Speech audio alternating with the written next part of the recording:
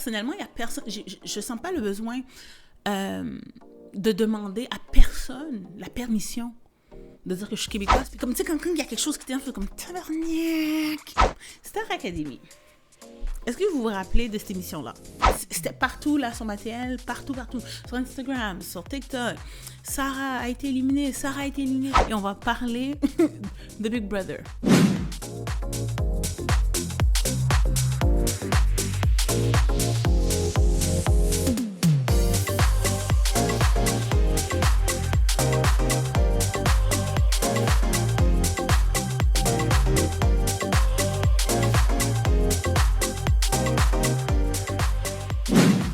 Beautiful people, bienvenue à Sans Complexe, s'il vous plaît.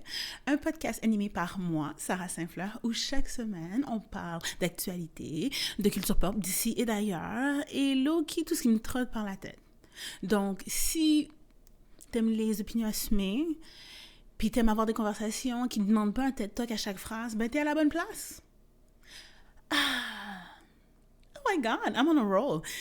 Bon, alors, ça c'est notre deuxième podcast. Oui, je les compte, OK?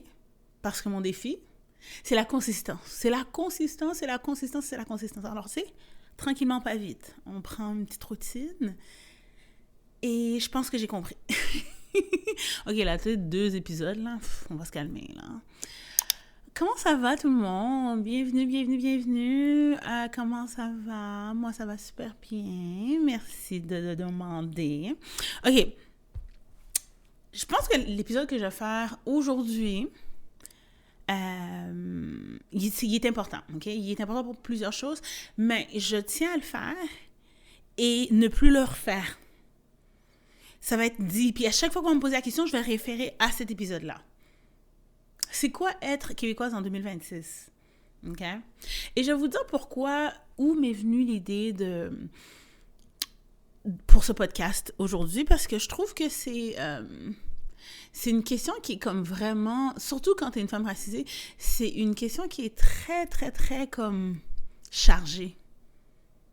Et elle est chargée tout dépendant de c'est qui te la demande, c'est qui te pose la question, ou c'est qui veut avoir la conversation avec toi. Tu sais ce que je veux dire? Mais qu'est-ce qui m'a donné le besoin, en fait, de parler de ça pour une fois pour toutes, puis après, je ne perdrai pas toute... Je perdrai aucun autre podcast à parler de ça. Je parlais à des jeunes femmes un peu plus jeunes que moi, et au cours de la conversation, tu sais, je pense que j'ai glissé comme vraiment comme super random. Moi, de toute façon, je suis québécoise, donc... Et ils m'ont toutes regardé comme si je venais d'insulter leur mère. Comme si, de quoi elle parle, elle? T'es pas haïtienne? Je suis comme, oui, je suis d'origine haïtienne, mais moi, je me considère québécoise. Et là, je les ai regardés, j'étais comme, et attends, vous tu sais, comme, vous identifiez comment? Ben moi, je suis haïtienne. Puis, tu sais, toutes les filles, c'était comme, je suis haïtienne. Je suis comme, OK, pas de stress, on se calme. Puis là, j'ai posé la question, je suis comme... Est-ce que t'es née ici ou t'es née en Haïti? Non, je suis née ici. OK. Puis, le pire, c'est qu'on se regardait tous comme... Eux autres, ils pensent que j'ai pas rapport, et moi, je pense qu'ils ont pas rapport de se sentir comme ça. Parce que je veux dire, c'est comme... OK. Et là, j'essayais d'expliquer comme vraiment brièvement, j'ai dit... Puis je me rappelle quand j'étais comme ça, c'est ça le pire, comme je vais pas faire mon hypocrite dans mon explication, parce que j'étais comme ça. Pour ceux qui c'est la première fois qu'ils regardent ou qu'ils écoutent le podcast, qui ne savent pas, je reviens d'un exil volontaire de 11 ans à Toronto.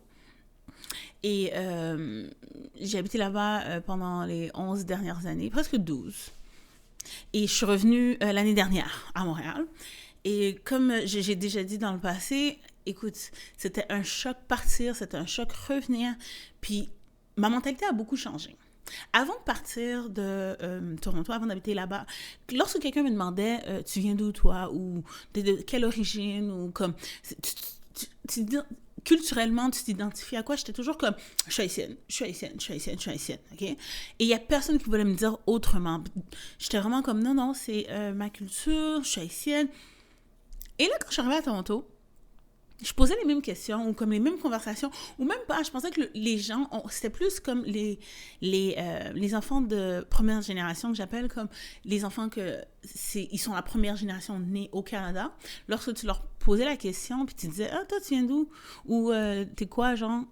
Ils te regarderaient direct dans les yeux, puis ils sont comme, moi, je suis canadienne. T'es comme... Puis j'avais vraiment la face que les jeunes filles m'ont faite dernièrement. J'étais comme, de quoi tu parles? Et eux autres, ils n'avaient aucun problème à dire comme, mes parents viennent de la Jamaïque, mais moi, je suis canadienne parce que je suis née ici. Puis ça, c'était comme que c'était des Noirs, des Asiatiques, des Latinos. Personne comme prenait comme pour la nationalité de leurs parents. C'était vraiment comme, non, non, non, non. Moi, je suis née ici, je suis canadienne. Et tu sais quoi, ça fait, quand tu as ce genre de mentalité-là, ça change tout, ta façon de bouger, ta façon de culturellement de bouger. Quand tu sens que tu fais partie, comme genre, du pays, là, ou, parce que j'ai pas d'autres mots, là, je peux pas dire, tu fais pas partie du pays, t'es là, tu payes des taxes, ça, je veux dire. Mais quand t'assumes l'identité comme canadienne, on dirait que c'est une chose qui est acceptée, puis c'est fini. Tandis que quand je suis revenue au Québec, j'ai remarqué à quel point, premièrement, la question identitaire, ça revient comme... On dirait que les gens, tout le monde parle juste de ça. Puis je pense que c'est justement parce qu'il y a une minorité dans une minorité. Donc, les Québécois d'origine européenne se sentent comme particulièrement comme mandatés de comme genre, de garder c'est quoi l'identité québécoise. Puis ça, regarde, ça vous regarde, hein. Mais moi, personnellement, il y a personne, je sens pas le besoin de demander à personne la permission de dire que je suis québécoise, puis de bouger comme si que je suis québécoise. Parce que moi, j'ai déjà été en Haïti. Et je sais que quand j'ai été en Haïti, je l'ai su tout de suite que, je comprends, je suis pas tout à fait haïtienne. Oui, j'ai eu une culture haïtienne, mais en tant comme la façon de vivre, la façon de penser, la façon de bouger, non. Il y a certaines choses chez moi qui sont très québécois. J'aime les choses à l'heure. J'aime quand j'arrive dans un bureau, comme la personne m'adresse comme poliment.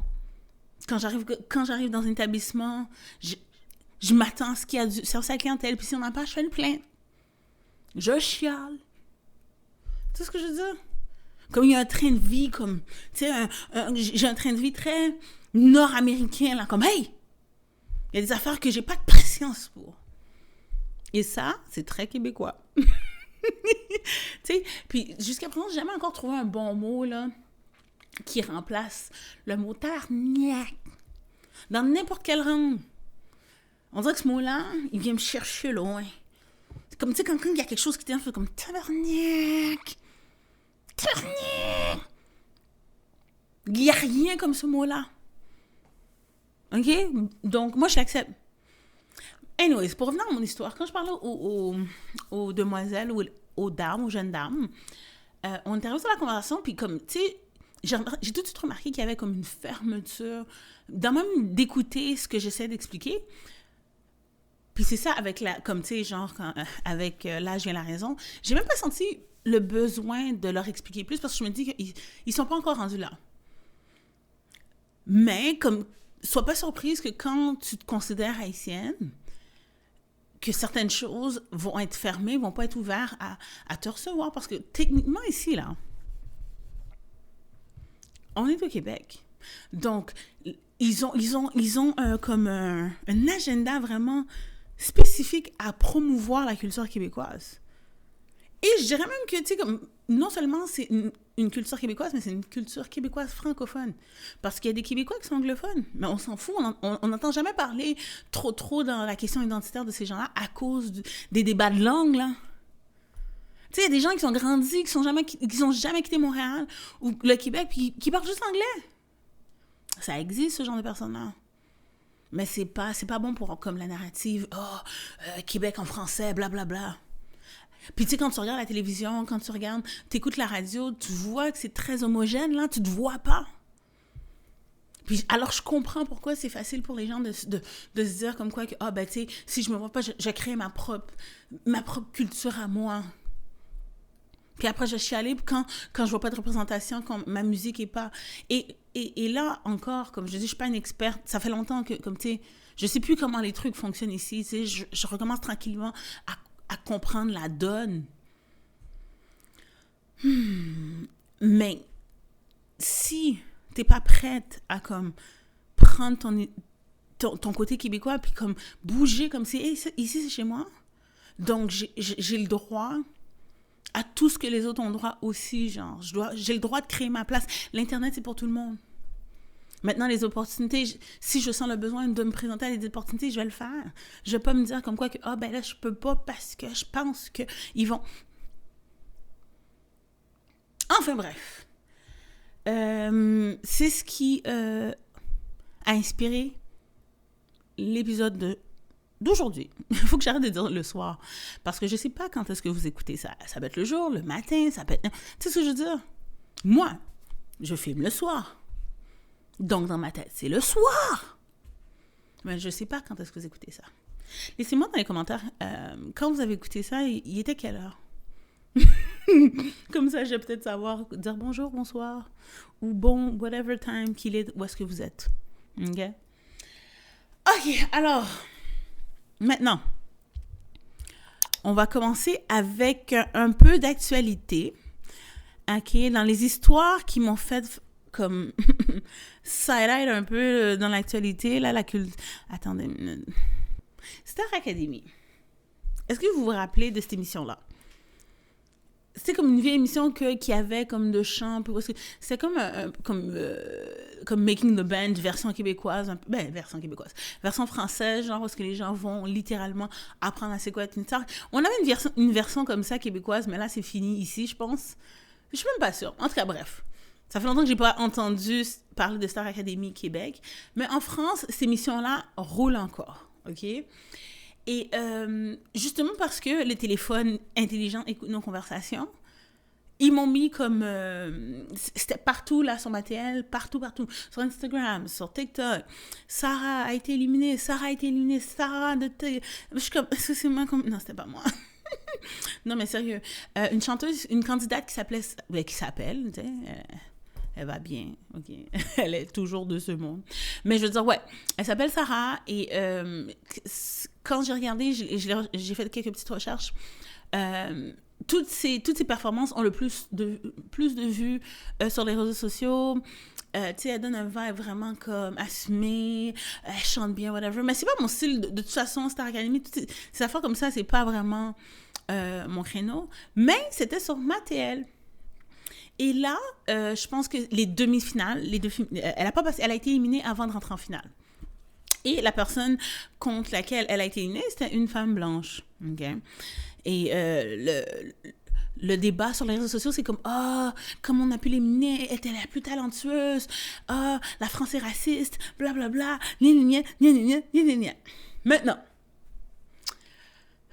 on a eu ce débat-là plein de fois, OK? Et le pire, c'est que justement, je vais vous faire écouter une petite vidéo après d'une réaction de quelqu'un qui m'a vraiment marqué, là, parce que tu pouvais entendre la sincérité dans sa voix, mais le sentiment est pareil. Pareil. Et je pense que c'est vraiment, ça commence à être une distraction pour nous. Sérieux, là. On sait qu'on est talenteuse. On sait qu'on a ce qu'il faut. Et constamment essayer de comme de justifier le choix des autres de garder soit leur racisme ou leur préférence. OK? On va lâcher le mot racisme 2 secondes. Puis on va juste regarder la chose pour ce que c'est, OK?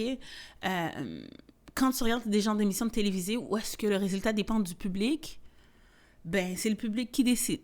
OK? Alors, si l'émission est majoritairement écoutée par des Français de France, et je sais même pas comment dire ça, des Français blancs, genre, des Français de l'Europe. Est-ce que ça fait du sens si je dis les Français de l'Europe? Enfin, bref, OK?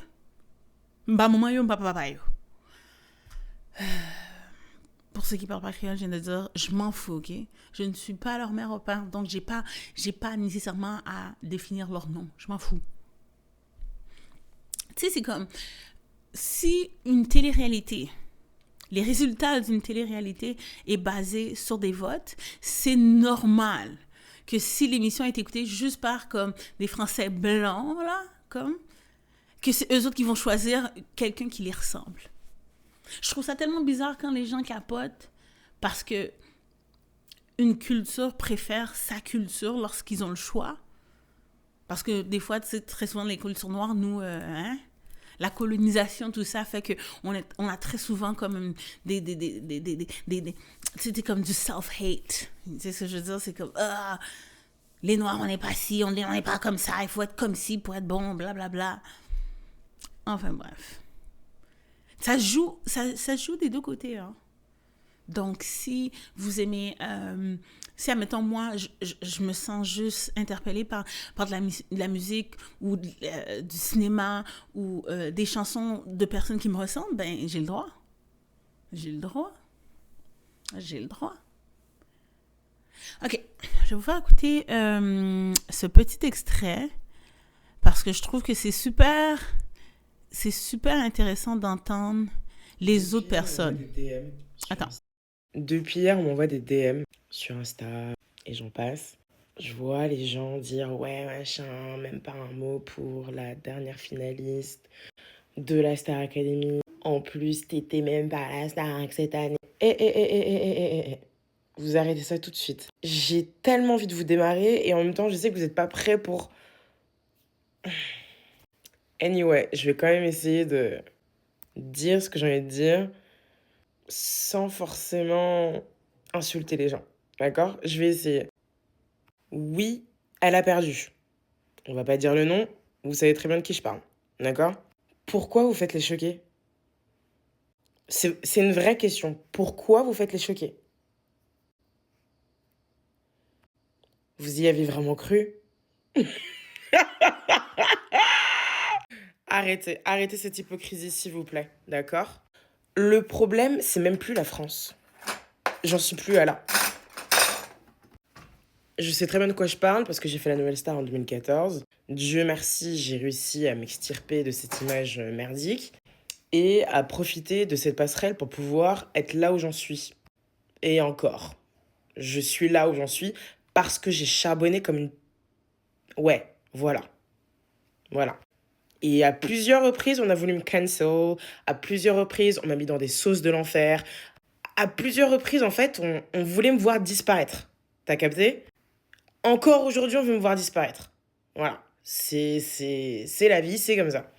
Maintenant, je vous retourne cette question. Pourquoi vous faites les choquer?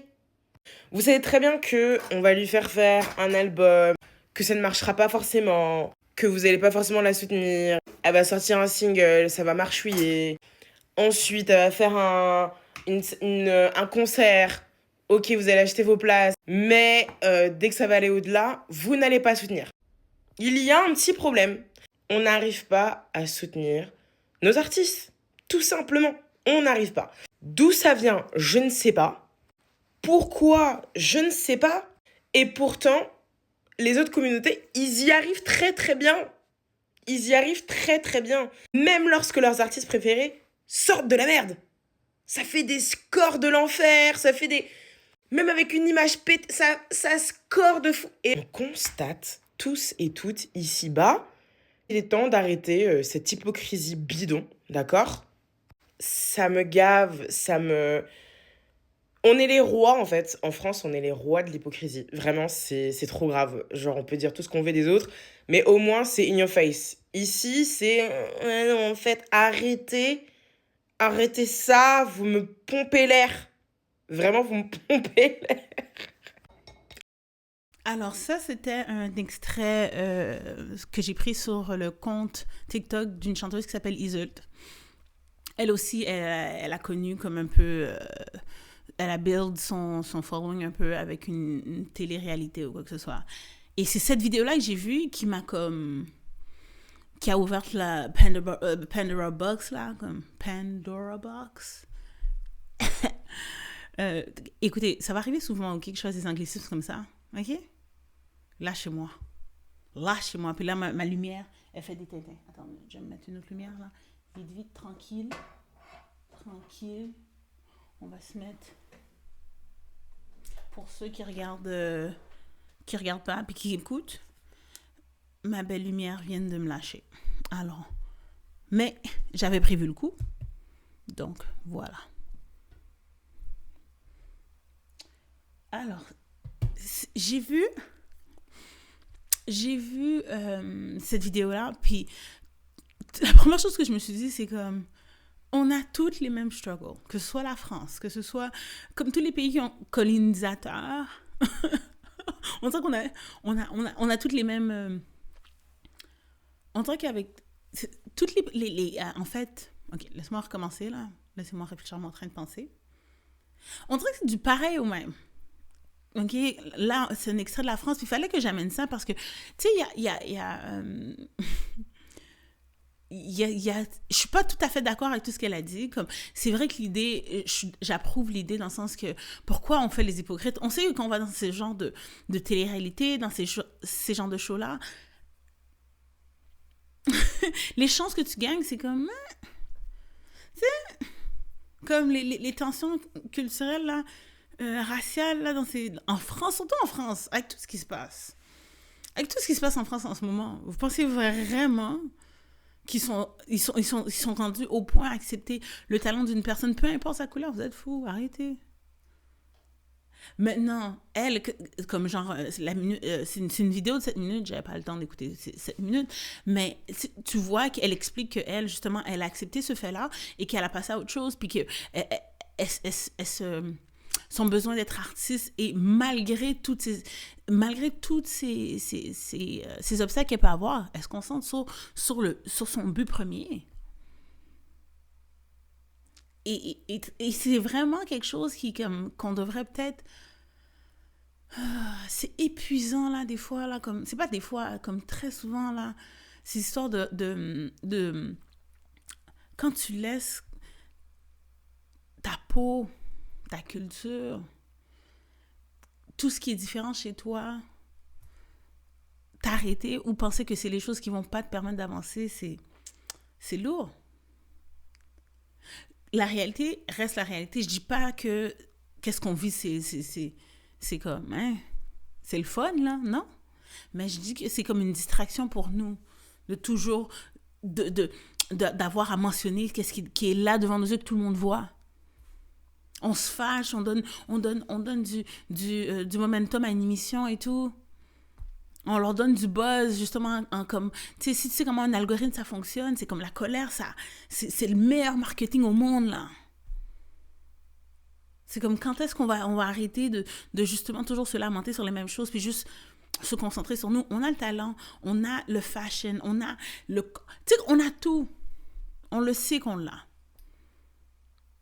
Et là, quand on veut s'arrêter pendant que t'es en train... Tu sais, t'imagines, t'es dans une course, t'es là, t'as le vent dans les cheveux, tu marches, blablabla. Est-ce que tu vas t'arrêter pour dire, oh mon Dieu, c'est pas juste. Non, tu continues.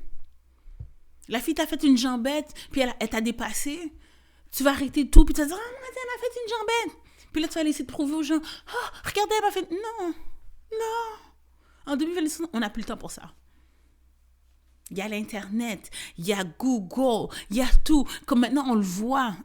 Les caméras, ils ne mentent plus, là. Bon, maintenant, avec le AI, c'est une autre chose, là. Mais tu comprends ce que je veux dire? C'est comme un moment donné, est-ce qu'on va arrêter, là? Enfin. Dites-moi ce que vous en pensez. Est-ce que vous en avez entendu parler? Est-ce que c'est quelque chose qui est aussi sur votre timeline? Moi, je me demande parce que, tu sais, c'est comme... Être une femme noire, c'est lourd, OK? C'est lourd. C'est pas fait pour tout le monde. C'est pas fait pour tout le monde. Attends, où est-ce qu'il était mon truc, là? Bon, est-ce que je suis arrivée ici? Ouais. Prochain sujet, parce que comme je dis, c'est pas... Il y a vraiment rien à rajouter. Je pense que maintenant, en 2026, si tu choisis Si tu sens le courage de te réveiller le matin, sortir de ton lit, braver l'hiver, pour aller expliquer le racisme à des Québécois d'origine européenne, go with God. Ça, c'est pas pour moi. Ça, c'est pas pour moi. Surtout quand tu vois nos cousins français, là, qu'est-ce qu'ils sont en train de... Tout le monde a les mêmes... on a toutes les mêmes histoires.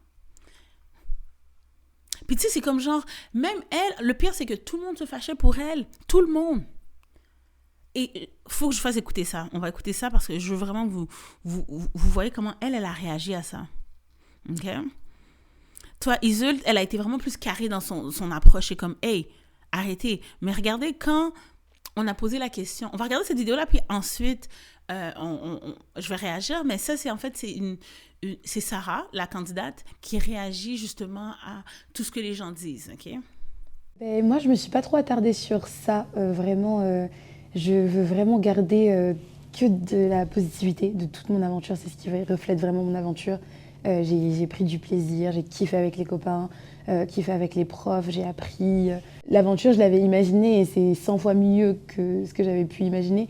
Donc j'ai envie de garder ça et je savais que partir, c'était une option. Donc j'ai pas envie de m'attarder sur les raisons pour lesquelles j'aurais pu partir. Enfin, je sais que c'est triste du coup de partir et ça me fait plaisir que les gens...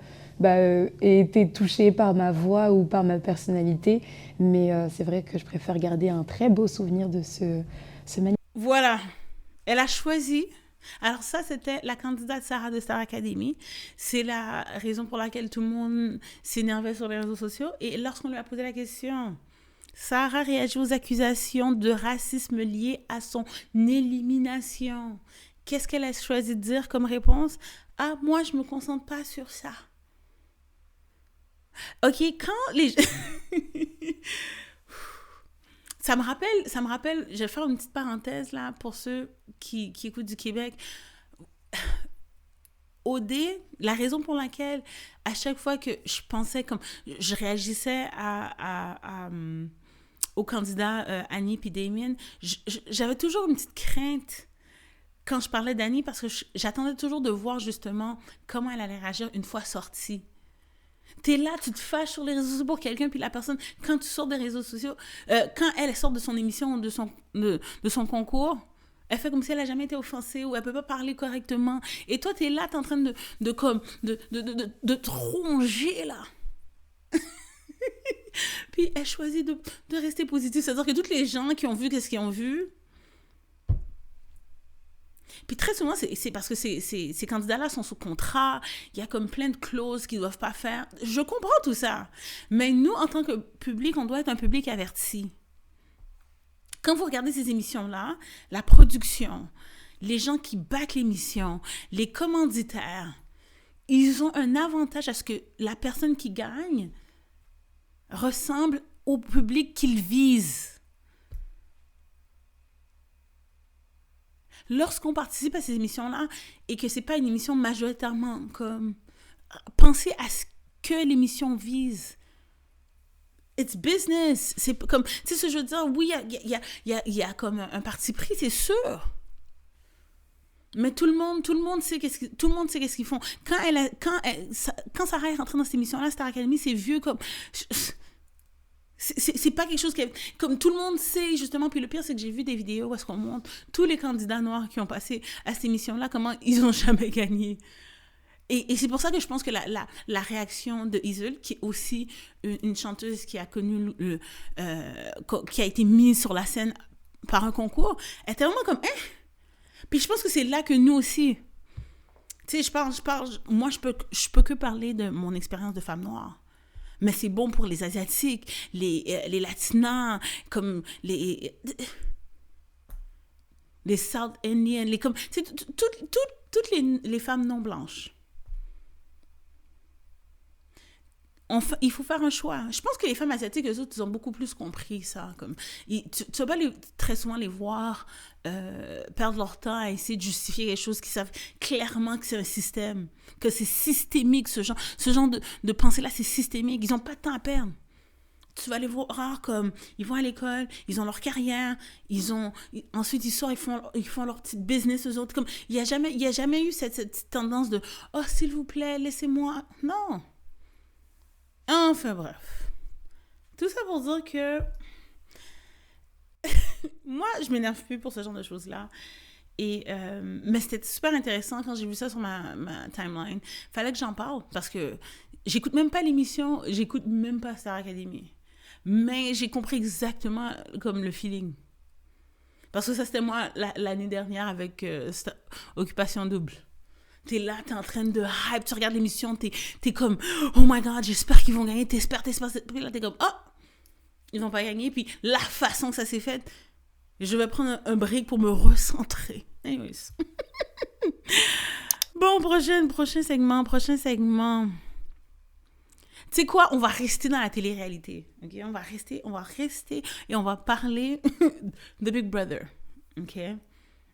Vous vous rappelez, je vous avais dit que quand je suis revenue, la première émission que j'ai regardée lorsque je suis revenue au Québec, que je me suis évadée, c'était Big Brother. Et j'ai regardé uniquement à cause de Fabiola Aladin. Dès que je l'ai vu, j'ai dit, OK, tu sais quoi? Il faut support. Il faut voir où est-ce que va. Puis il y avait Barnev aussi. Mais bon, Barnev, ça c'était... Mais anyways, j'étais là pour les deux. Mais plus Fabiola. Barnev, j'étais comme, OK, let's go. Mais j'étais plus pour Fabiola, OK? Go team, go. Girl power, every day. All day, every day. Mais bref. Cette année, Big Brother est de retour avec des candidats comme... j'essaie d'être patiente parce que j'en ai parlé beaucoup déjà, que je trouvais un peu comme le casting un peu plate cette année. Mais je suis excitée parce qu'il y a une noire, Citron Rose. Si vous êtes sur TikTok, vous la connaissez sûrement parce elle est super populaire sur TikTok. Elle fait de la danse, la danse afro. Elle fait des capsules humoristiques où est-ce qu'elle fait des sketchs et tout. Super cool comme fille. Je la connais pas dans la vraie vie, je l'ai jamais croisée, mais elle a l'air vraiment comme à son affaire, puis comme super motivée. Puis tu sais, je l'avais même vue faire un battle au Portugal. Sur du Afro House, puis j'étais comme sur pas du Afro House, sur du Amapiano, tu sais, comme il y avait comme tu sais, la danse trendy là, comme en tout cas bref, je vais pas essayer de chanter les paroles parce que je connais pas les paroles, mais vous l'avez sûrement vu, ok? Et si je trouve la vidéo, je vais l'insérer, je vais essayer de la monter ou je vais vous la montrer ou quoi que ce soit. Mais il y a juste une noire cette année, juste une noire, une latina et un arabe. C'est tout ce que vous... Oh my God! Et c'est comme... Je sais pas, comme... Okay, là, on est à la semaine 3, là, en ce moment. Et les 2 premières semaines... La première semaine, j'étais vraiment dégoûtée parce qu'ils ont mis Citron Rose sur... elle était sur le blog. Okay? Pour ceux qui ne savent pas c'est quoi Big Brother, ça m'étonne. Si vous m'écoutez, c'est sûr que vous savez c'est quoi Big Brother parce que j'en parle tout le temps. Okay? Donc, si vous avez trouvé ce podcast-là, c'est sûr que vous m'avez entendu parler de Big Brother. Enfin bref. Big Brother, c'est une émission... OK, une télé-réalité où est-ce qu'on met 16 personnes dans une maison 24 heures sur 24 ensemble et ils doivent mutuellement s'éliminer jusqu'à temps qu'ils donnent le grand prix à une personne. Alors, pour déterminer c'est qui les personnes qui veulent voter, ils ont des séries de challenges, de mise en danger, d'épreuves. Il y a beaucoup de la stratégie de jeu. C'est beaucoup aussi comme ta game sociale, comment t'interagis avec des personnes, pourquoi, comment te mettre en valeur, comme t'assurer que tu gardes ta place. Moi, j'adore l'aspect de la game sociale de ces jeux. Puis le pire, c'est que Big Brother, je sais que ça existe depuis longtemps. Même l'expression Big Brother's Watching, ça vient de cette émission-là. Mais je me suis jamais assise et regardé une série au complet, genre, avant de le faire avec le Québec l'année dernière. Là, cette année, ils sont revenus. J'ai des grosses attentes, mais ça a mal commencé. OK? En toute honnêteté, je sais pas, je trouve plate. Il y a beaucoup d'humoristes, il y a des acteurs et il y a des personnalités du web. C'est ça les célébrités en fait. Et il y avait 2 chanteurs. Mais il y a comme... Tu sais, je veux dire, ils sont pas célèbres comme... Comment je pourrais dire? Il y a beaucoup de personnes que je connaissais pas, OK? Et je vais même pas mentir, je regarde à cause de Citron Rose. Je veux pas mentir. Je regarde à cause de Citron Rose. Je veux qu'elle se rende loin. Je veux qu'elle ait du fun. Je veux qu'elle maximise son opportunité là. Mais je vais pas vous mentir, les 2 premières semaines, j'étais comme, qu'est-ce que tu fais, Citron? Qu'est-ce que tu fais? Comme la première semaine, elle s'est sortie du blog, puis elle avait une stratégie. Et encore, je dois toujours me rappeler que je dois lui faire une petite grâce. Parce qu'il y a un montage, hein, tout ça, il y a une narrative qu'eux autres, ils construisent. So. Il y a beaucoup de choses qui vont pas être montrées. Mais je dois aussi également me fier je peux juste me fier à ce que je vois. Et la façon que, comme Citron a commencé à jouer, elle joue beaucoup timide. Elle avait été mise en danger la première semaine contre une autre improvisatrice, Salomé Corbeau, que j'adore, parce que c'est une improvisatrice que je connais, que je suis depuis longtemps. Et que je l'ai adorée dans Unité 9. C'est la seule personne que je connaissais son travail, genre. Alors, je comprends que quand tu vois quelqu'un à la télévision et que tu as un attachement pour la personne, parce que Salomé, je la trouve super cool. Mais dans la maison, elle était super cringe. Elle a pas toffé et elle est partie la première semaine. Et avec raison, parce que, tu sais, comme genre, on la voyait bouger, elle était un petit peu désespérée, comme, mais au moins, elle a tout essayé. Elle a tout essayé. Mais ça, à Big Brother, les improvisateurs sont un petit peu trop gentils. Fabiola, c'est une improvisatrice aussi. Et ça paraît, là, que tu sais, des fois, quand t'es trop gentil ou que tu penses que tout le monde veut la meilleure chose pour toi. Enfin, bref. So là, ils sont rendus à la semaine 3.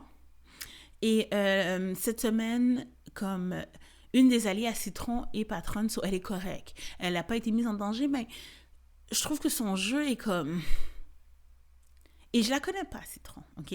Je la connais pas. Mais j'ai l'impression qu'elle n'a pas assez fait ses recherches avant de rentrer dans l'émission. Comme, tu sais, il y a certaines choses que tu devrais savoir. Comme si tu as fait tes recherches, il y a une façon de bouger. Mais tu sais quoi? D'un autre côté, on va pas se mentir, elle a beaucoup, beaucoup de screen time. Ses confessionals sont géniales. Comme génial. Comme quand elle arrive, comme tu vois qu'elle fait des blagues, puis elle parle. Aussi, ce que j'aime avec elle, c'est des fois, c'est un petit peu cringe. Mais j'aime le fait qu'elle nous parle à nous. Elle utilise beaucoup d'expressions haïtiennes. Des fois, t'es comme, mes amis, oui. OK. Tu sais quoi? Bon. Voici. J'ai eu un blanc de mémoire, mais là, maintenant, je me rappelle qu'est-ce que j'ai trouvé super cringe. La première semaine, elle a appris à ses roommates comment twerk. Encore une fois, ils l'ont cast parce que c'est une danseuse et créatrice de contenu. Mais je me disais, est-ce que... Pourquoi? La première chose, c'est comme... Ça fait pas 10 minutes de la maison, t'es déjà en train de twerk. Qu'est-ce qui se passe? Arrête! Mais bon, c'était cool, c'est un petit moment télé. Ils l'ont mis, you know what? Bâton, vas-y. Deuxième semaine... Non, dans la première semaine, avant justement être en danger... Citron Rose est montrée sur le four, elle a fait un petit poule là, assaisonné, Haitian style.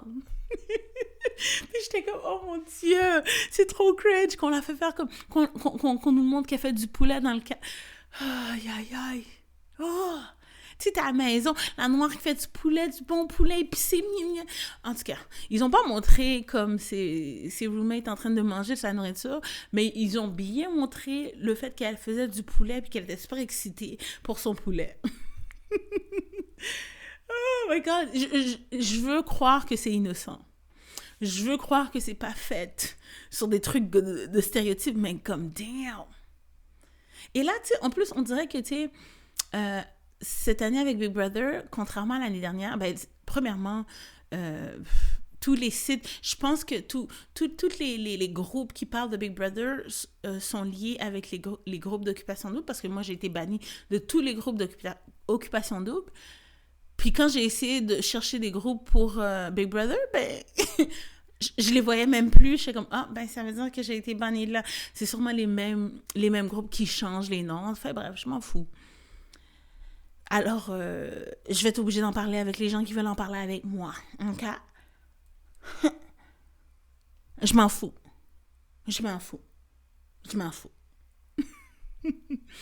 Mais tu sais quoi, je vais vraiment Je vais continuer à regarder, mais est-ce que je regarde tous les jours? Non. Les 2 premières semaines, je regardais tous les jours, mais là, 3e semaine, je vais regarder qu'est-ce qui se passe jeudi, puis je vais regarder qu'est-ce qui se passe vendredi. Si vous voulez qu'on fasse un live, puis qu'on en parle sur TikTok, laissez-moi savoir dans les commentaires. Si tu regardes Big Brother, je veux savoir c'est quoi ton feeling pour la saison de... C'est quoi, c'est rendu? Quelle saison? Saison 6? Parce que je les trouve plates, tu sais, comme genre, la semaine dernière, on a fait un live, on a commencé à en parler pendant comme 10 minutes, après on était comme, ok. Alors, je sais pas. Si vous êtes excité, laissez-moi savoir. Si vous trouvez ça plate, vous planifiez pas de regarder, laissez-moi savoir. Parce que je trouve que même du côté de création de contenu, il n'y a pas beaucoup de personnes qui en parlent ou qui fait comme des recaps sur les émissions. Puis je me dis, c'est parce que peut-être que ça, c'est le début. C'est peut-être parce que c'est le début, puis que tout le monde est comme un peu, je sais pas, peut-être. Mais sinon, c'est dry. Big Brother, cette année, Big Brother Célébrité, dry. Mais il y a une noire, donc on va continuer à regarder jusqu'à temps que ça me tente plus. C'est ce que je veux dire. Et j'espère que Citron va trouver son élan, parce que comme je dis, c'est qu'on fait... en termes de screen time, cette fille-là, elle joue ses cartes, là. C'est comme... Ça, j'adore.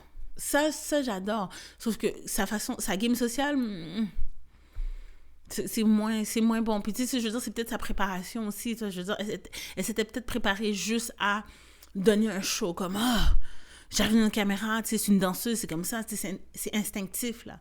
Là, que je dois turn on pour la caméra. Mais là, maintenant, ta game sociale, tu veux faire la petite fille naïve qui parle comme ça, qui fait sa petite voix de bébé.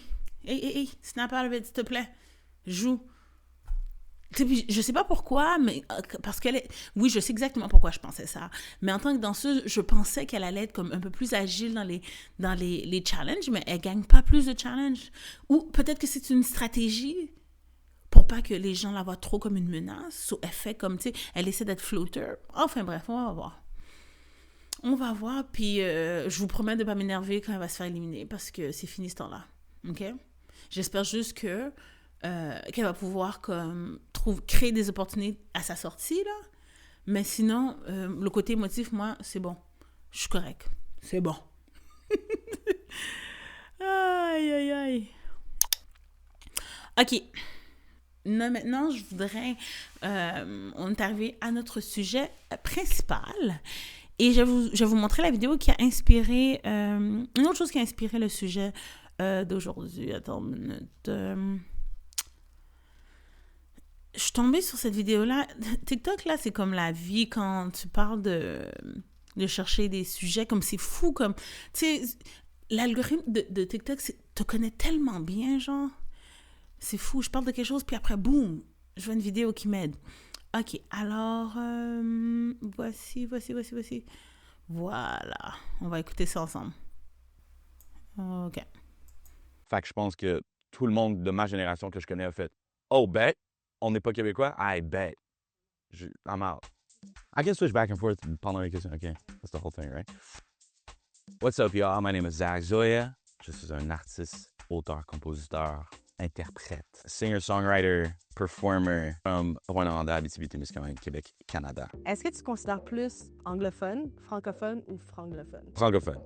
J'ai grandi dans un environnement 100% francophone. Ça serait de mentir de dire qu'il n'y avait aucune influence anglophone dans ma famille parce que mon père est sud-africain, il parle anglais comme langue maternelle. Il parle pas français comme langue maternelle. Mais on a pris la décision, quand moi je suis né, de communiquer seulement français à la maison parce que sinon mon père n'aurait jamais appris français. Do you ever catch yourself having a South African accent? No. I mean, no. No, absolutely not. So where is your accent shaped from? Probably a bit of like Kendrick Lamar early on, like specific artists, like 2-3 artists that I was listening to a lot. Puis après, là, je viens de revenir des États-Unis. Donc, in the United States, people say I sound super Canadian, and in Canada, people say I sound American. So I guess je suis une espèce d'hybride de ça. À la base, de l'apprendre de la musique, clairement. C'est pour ça que j'ai dit Kendrick Lamar. Puis par la suite, j'arrive à Montréal, j'ai des roommates anglophones. Tu te mêles un peu dans ce monde-là, je fais de la musique en anglais, donc tu mingo, Après, je me fais signer avec une boîte de Toronto. Donc, je passe beaucoup de temps à Toronto, dans le Canada anglais. Et ensuite, là, je viens tout juste de revenir de Los Angeles pour les 2 dernières années. Donc, un mix de ces influences-là. Do you find yourself code switching a lot? I feel like English is my way to avoid code switching dans le milieu québécois. Je pense que je suis un peu un enfant de nulle part en français parce que je suis noir, québécois, d'Abitibi, mais d'origine pas haïtienne, pas... Genre, c'est très hors du commun des origines sud-africaines. Donc, il n'y a pas une communauté francophone sud-africaine ici. Donc, il n'y a pas une manière de parler sud-africain en français. Donc, la manière de parler noir en français au Québec, c'est soit français international du Maroc, de la francophonie africaine, ou de parler créole, ou de parler avec une influence haïtienne. Je suis ni l'un ni l'autre. Donc, en français, je trouve que c'est comme I find myself having to code switch a lot more. En anglais, je suis un peu, c'est all-encompassing. English, I can just be, I don't have to code switch. That's not true, because like, quand t'es autour de black people, you know. Mais yeah, je pense que l'anglais, pour moi, c'est une manière d'être un peu universel. In French, je pense que il y a des contradictions dans mon sens d'identité, de par le fait d'être racisé, mais très québécois. Je viens d'Abitibi, là. Je viens pas de Montréal, donc même mon français est comme... Yeah. Like, I find myself code switching beaucoup plus en français. Since you said you're more... Ouh! Quand j'ai vu cette vidéo-là, guys, I felt seen, OK? Parce que c'est vrai que comme genre... le mot hybride, qu'on parle d'être québécois, comme être hybride, surtout quand tu maîtrises bien le français et l'anglais et que comme tu sais, culturellement, ces 2 langues-là font partie de qui tu es, mais que tu te sens profondément québécoise. Oh! Tu sais, c'est fou comment ça va te rejouer. Moi, personnellement, quand j'ai vu, OK, son nom, en passant, c'est Zach Zoya. Je vais laisser quelques liens pour ceux qui veulent finir de regarder cette vidéo-là. Je vais la mettre. Je vais mettre tout ça dans les notes. Comme ça, vous allez pouvoir voir toutes les vidéos que j'ai insérées dans le podcast d'aujourd'hui. Mais quand j'ai vu cet artiste-là qui s'appelle Zach Zoya, et je me rappelle, comme après l'avoir découvert, moi, je suis allée... Je devais le découvrir parce que j'étais comme, oh my God, je comprends tellement ce que tu dis. Comme l'aspect de mélanger le français puis l'anglais, mais de vivre comme une attache profonde au Québec, mais de culturel, comme entertainment-wise ou opportunity-wise, tu te vois pas, donc tu vas à l'extérieur. Moi aussi, comme quand j'ai quitté le Québec, là, c'est pas parce que j'étais vraiment comme, OK, tu sais quoi, ils sont pas prêts pour moi. Tu sais combien de fois, comme on me disait, comme... Puis moi, j'ai commencé il y a 10 ans. Là, maintenant, tout le monde, ça a de l'air cool. Mais dans le temps, être humoriste au Québec, my God, il y avait juste Dorothy Rowe, shout-out à Dorothy Rowe. J'espère que j'espère que c'est ça, Dorothy Rowe. Enfin, bref. Elle a le salon du livre, elle fait le salon du livre maintenant, en tout cas. C'était elle qui était, elle avait son show, elle avait commencé, puis il y avait juste elle. Puis après, il y a eu moi. Puis je me rappelle, moi, quand je venais de commencer, je faisais les petites salles, comme les petits bars, puis comme, oh mon Dieu, la première fois que j'étais à l'Abreuvoir, oh my God, rough. Ça, c'est un bar d'humour, là. Rough. Alors, je me suis dit, non, tu sais quoi, je vais pas rester ici. Comme, j'avais la mentalité que, tu sais, si je veux m'améliorer, il faut que j'aille où est-ce que ça bouge plus. Je suis allée à Toronto parce que je me sentais pas, je sentais pas que j'avais une possibilité de rester ici. So, quand j'ai entendu expliquer, tu sais que c'est le même chemin, c'est le même process des fois. Tu sais, quand tu veux faire de quoi, tu veux pas laisser les gens te ralentir ou te comme, perdre ton temps à prouver ce que... Non, tu t'en vas ailleurs. Puis au Québec, c'est vraiment un gros défaut qu'ils ont, genre, quand des Québécois parlent anglais, c'est comme si ça enlève ton identité québécoise. Parce qu'ils veulent vraiment s'acharner sur que le Québec, c'est en français, blablabla. Non, il y a des Québécois qui parlent anglais. Il y en a beaucoup. Alors, ça veut dire quoi, là? Parce qu'ils sont pas comme fluents, ils ont pas votre accent. Comme on n'est pas Québécois tout d'un coup. Oh, mon Dieu. Quand j'ai vu ça, ça m'a un peu comme confirmé, comme I'm on the right path. Des fois, tu sais, c'est pas toujours attendre que les gens comprennent. Des fois, quand la vision, quelque chose a été mis sur ton cœur pour que tu l'accomplisses, puis tu sens que t'as pas de support nulle part, tu peux pas attendre que les gens comprennent ce que tu as envie de faire. Il faut juste que you bet on yourself. Même si, oh mon Dieu, guys, si je vous racontais toutes les fois que j'ai foiré dans ma vie, là. Mais à chaque fois que j'ai foiré, j'apprenais quelque chose. Puis des fois, c'est toujours un peu plus dur de s'en remettre. Parce que là, tu sais, OK, je suis maquillée, I look good, frais, rouge à lèvres et tout. Mais quand ça marche pas, je suis pas comme ça, là. La déprime sur le sofa. Ouais. J'ai pas envie de rien faire, il n'y a rien qui me tente. Parce que tu penses juste à tes échecs, puis t'es comme, oh non, tu sais, pourquoi ça marche pas? Tu sais que t'as le talent, tu sais que t'as l'envie de travailler pour certaines choses, mais ça marche pas. Puis là, tu te remets en question, t'es comme, qu'est-ce que je fais pas correct? Puis moi, je suis forte dans ces affaires d'analyse. Parce que j'ai tellement peur de faire d'erreurs, justement parce que j'ai tellement foiré dans ma vie. Mais là, je suis rendue à une place où je m'en fous. Je m'en fous maintenant, je dois me concentrer sur moi et ma vision. Tu sais, l'année dernière, j'ai eu le plaisir d'être invitée à un podcast. Puis je m'étais donné l'objectif, c'est fou, c'est arrivé en décembre. Je m'étais donné, dans mes objectifs de 2025, de faire une apparition sur un podcast.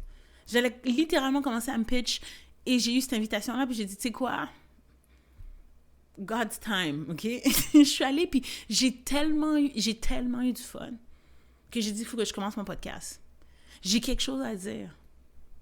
Et je pense que mon expérience est légitime. Et j'ai le droit d'en parler. Et je pense que ça va aider beaucoup de personnes comme moi, des femmes racisées qui ont un rêve, mais qui ne se sentent pas supportées ou qui ont peur d'essayer. Les filles, on arrête là. Parce qu'il y a des gars dehors avec la moitié de notre talent qui fait beaucoup plus que nous là. Alors... Tu sais, en 2026, c'est quoi être québécois? C'est whatever the fuck you want it to be. Oh. En tout cas, sur ce, je pense que je vais pas dépasser le 1 heure, donc je vais arrêter là pour cet épisode-là. Un gros merci. Si vous écoutez encore, un gros merci. Laissez-moi dans les commentaires qu'est-ce que vous avez pensé de l'épisode. Et, of course, je vous invite à me suivre suivre le podcast sur TikTok, Instagram, YouTube, Facebook pour les millennials comme moi. Et, gros merci. Puis, comme je dis, 2 épisodes, baby, like I'm Gucci. Alors, c'était un autre épisode de Sans complexe, s'il vous plaît, animé par moi, Sarah Sainte-Fleur. On se voit la semaine prochaine. Ciao!